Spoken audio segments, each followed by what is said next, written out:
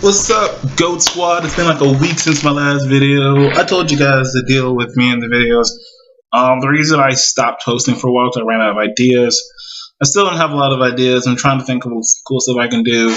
Um, Still busy a lot more than I wish I could, but I'm gonna try. That's all I can really say is I'm gonna try. Hopefully, you guys forgive me for being absent. If you're still watching my videos, that would be awesome. If you're not, I can't say I can't say I don't understand why. Um, but NFL predictions, because I like predicting stuff. Um, let's review what was a pretty great wild card weekend, if you ask me. The first game was, of course, the first game was Titans at Kansas City. That's right, Titans at Kansas City. I'm not gonna lie, like y'all know I live in Tennessee, right? If you don't know I live in Tennessee, I live in Tennessee. What it was worth, like I'm a Saints fan, but I root for the Titans because, like, for what it was worth, after the first half, I was just ready to. Honestly, I was just ready to turn off the TV. I was at work, but we had a TV on. I was ready to turn off the TV that I was close to, turn it to a different channel. I just didn't want to see the Titans embarrass themselves. And then Mariota threw a touchdown pass to himself. Not intentionally, but it happened. And I was like, somehow when that happened, I knew they were going to come back. And they did. And they sent, well, they didn't have to send Kansas City home. They're already home. But Kansas City got to stay in Kansas City. And the Titans had to pack up, come back home, and then they're on their way to New England. And personally, it was an awesome game. As a Tennessean, like I said, I root for the Titans. They're my favorite team. They're my second favorite team. I love them. I want to see them be successful. My ideal Super Bowl would be Saints versus Titans. That way I don't have to cry about who wins and who loses. But it is what it is. And then we saw the second game, which is Falcons at the Rams. At the Rams, I don't know what the Rams just kind of trashed that game. They had multiple chances, and I mean the Falcons just had an answer. You know, they took advantage of the Rams' mistakes. It happens. You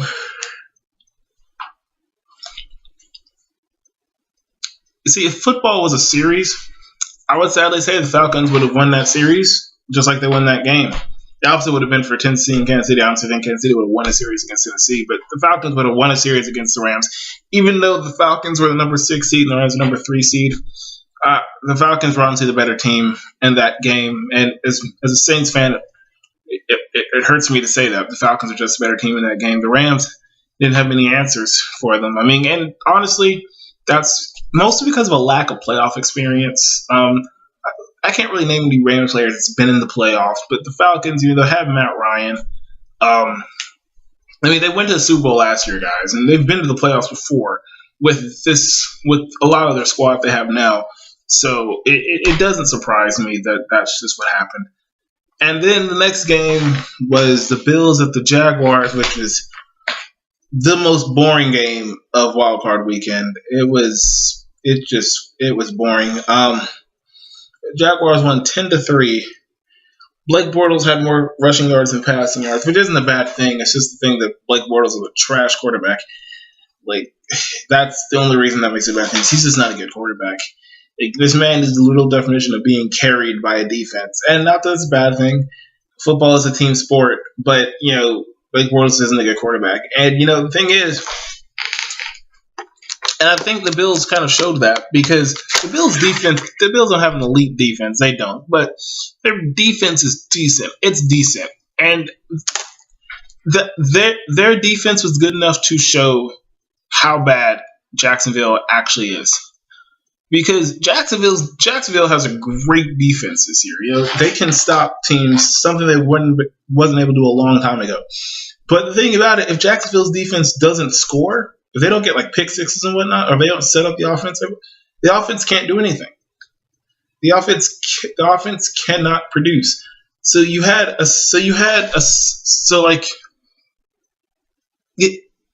It was just a stagnant game. It wasn't even defensive. It was just bad game. Because like I said, the Bills' defense isn't elite.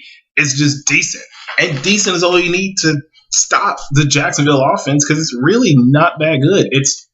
The Jacksonville The Jaguars are a little bit of an overhyped team to me. And it's really only because they're only good on one side of the ball. And if they somehow, like the 2013 Seahawks, at least could produce on offense. The Jacksonville Jaguars cannot produce on offense, period. They're just trash on offense. I don't know what else to say about that. And then, the last game of Wild Card Weekend, the Carolina Panthers versus the New Orleans Saints. And you know what? Y'all can throw the excuses at me. It wasn't intentional grounding. Blah this, blah that. Cam should have been playing because he had a concussion, which I'm sad to agree. If he had a concussion, he shouldn't have been playing. But they say they got poked in the eye or something like that. I don't know the whole issue. Wasn't intentional grounding. It was pass interference on third down. Yeah, blah, blah, blah, blah, blah, blah, blah, blah, blah, blah, blah, blah, blah. The Panthers blew chances they had to win that game. They could have won that game, and I would have cried if they did. If they could have won that game, they blew their chances. First off, they let the Saints get to a commanding lead. That's not something you want to do. Because, one, the Saints have a dangerous offense. Two, again, the Saints don't have an elite defense like the Jaguars, but they have a decent defense. And for a team like the Saints, that's all you need. You need a dangerous offense with a decent defense. A lot of teams don't have. You have teams like the Vikings who have a good offense and an elite defense, and that's good. That's like in those cases, like if one side of the ball is elite and the other side is at least mediocre or decent, that's good. Like you want elite, but if you have elite and decent, you're probably going to do something. If you have decent and decent, you have a chance to make it to skid by. But if you have like decent and bad or like bad and bad, then you're not doing anything. The Saints have I'm going to call their offense elite. They have an elite offense and a pretty good defense. The Panthers have a trash. They have a decent offense and a decent defense. And so their decent offense is able to move against our defense. But like, if the thing is, one, you missed a field goal in the first half. Let's not forget about that. Two, you let the Saints get to a lead that they weren't comfortable with because at the end of the game, just of what happened. But, you put yourself in a position where you're playing from behind. When you do that, you cannot blame the refs. You can't blame the refs. You put yourself in that situation. Now you put yourself in a situation where you have to play from behind. How can you blame the refs for a situation you put yourself in to begin with? Two, Cam was in the pocket when he threw that ball out of bounds. I don't care what anyone says. It was strictly by the rules. He was intentional grounding. See, he was in imminent danger of being sacked. Check. Cameron Jordan was on his ass. Two, he threw the ball from the pocket. See here, ESPN there's actually video laid in ESPN. If I can find it, I'll link it in this video, where they actually drew the lines of the tackle box and where he was when he threw the ball. And yes, he was inside the tackle box. So that's check two. Check three, he threw it where there was no immediate receiver that would have been able to catch the. He threw it to where there was no immediate receiver in the area. There was no receiver where he threw the ball, period. When he threw the ball, what receiver? The only people that are saying this Panthers got cheated are Panthers fans. It's amazing. If it had happened to the Saints, the Panthers would be like, intentional grounding. He was in the pocket. Because, it's the rule. It's the rule, But the Panthers fans are crying, say they got cheated, whatever. You can argue for pass interference on third down, I'm not going to lie. But, I mean, those types of calls are hard to call when both players are fighting for position. Okay, if Funchess had let's be honest. First off, Funchess wasn't really trying to do anything to the ball. He was battling.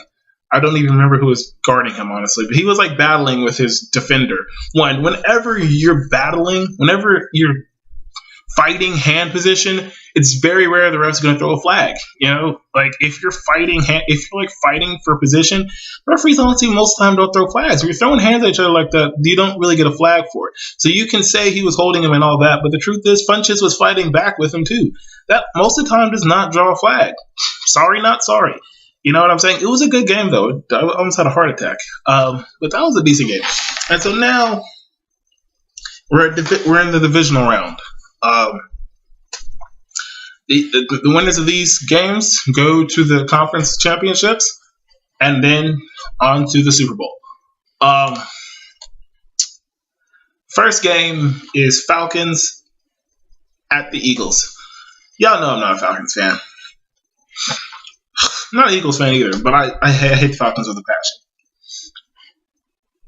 The sad thing about this is I cannot, in all conscience, pick the Eagles. It saddens me because I want to say fuck the Falcons so badly, and I will still say fuck the Falcons. But I honestly think they're going to win this game. Will it be close?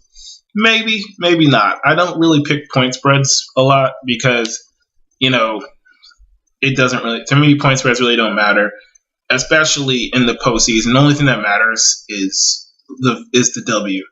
If you win, it doesn't matter how many points you win by. You got the W. So that's why I don't really care about point spread. I think the Falcons are going to find a way to pull us out, though. It's nothing against the Eagles. I feel like losing Carson Wentz took a lot of their momentum away. They lost the divisional round in the last week. I mean, true, they won two games without Carson Wentz, but let's look at those. Those games were not the games that they won. Those were not the Eagles that were playing all season.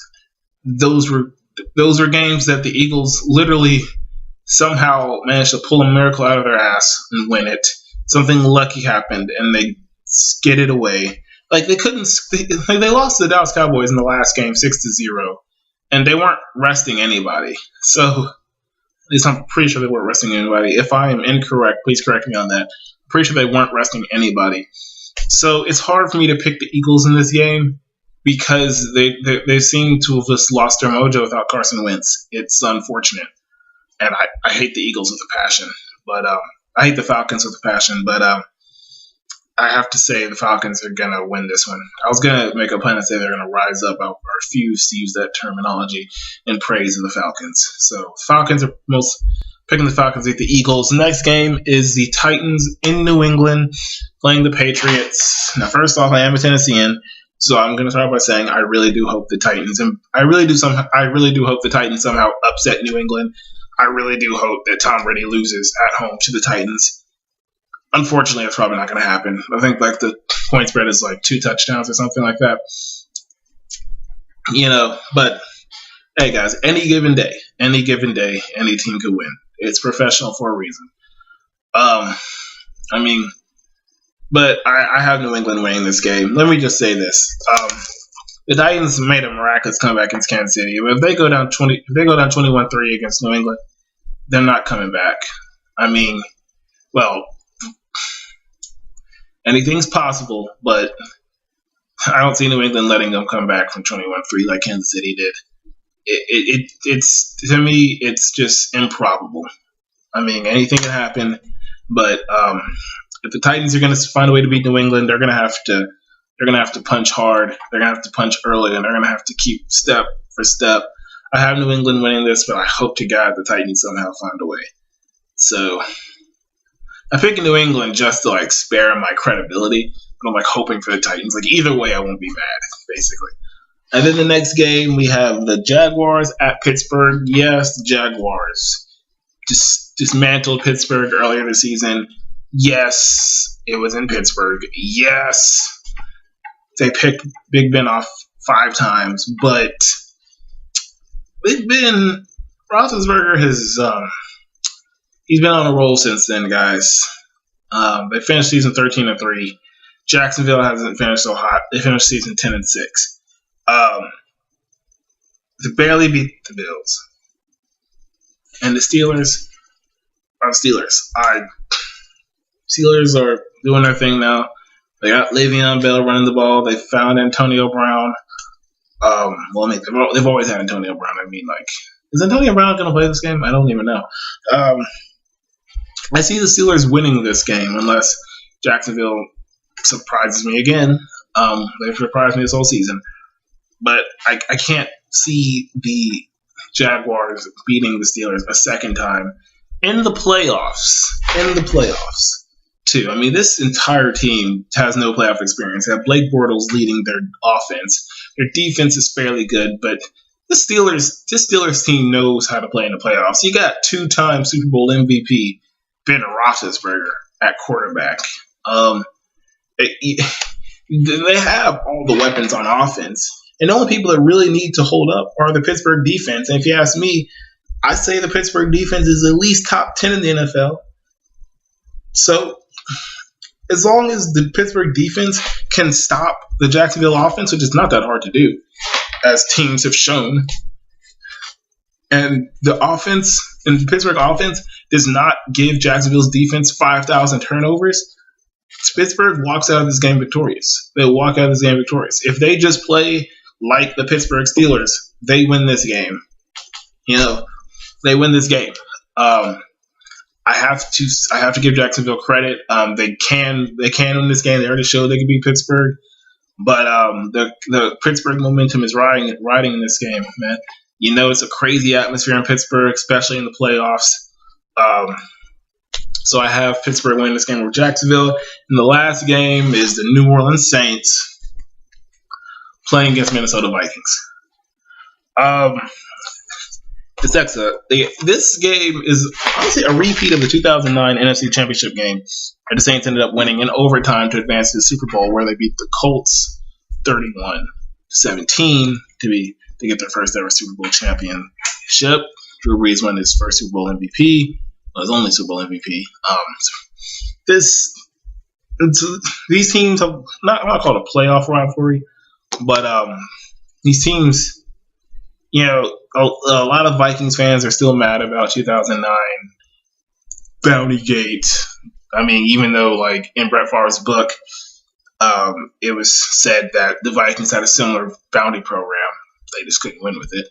So, like, for those of you who don't know what a bounty program is, it's basically when players can get extra money from intentionally injuring a player on another team. To me, that's not cheating. It is unethical. I'm not saying it's not. I'm not saying it's ethical. It's not ethical, but it's not cheating because it doesn't immediately give you an advantage if you're trying to injure someone. If you're trying to injure the quarterback, the linemen don't have to let you get back to the quarterback still. So, I mean, it's kind of one of those things. I mean, the past is in the past. We lost Sean Payton for a season after that. So, I mean, whatever. Yes. And the Vikings did beat the Saints in Week 1, but guess what? The Jaguars beat the Steelers during the regular season. That doesn't mean that they're going to win again. You got to remember also, Adrian Peterson was on that team. When we got rid of Adrian Peterson, we were rolling all of a sudden. We had a rush game going because we weren't trying to feed Adrian Peterson. Kamara and Ingram dueling in the back. Being a duel in the backfield is pretty good.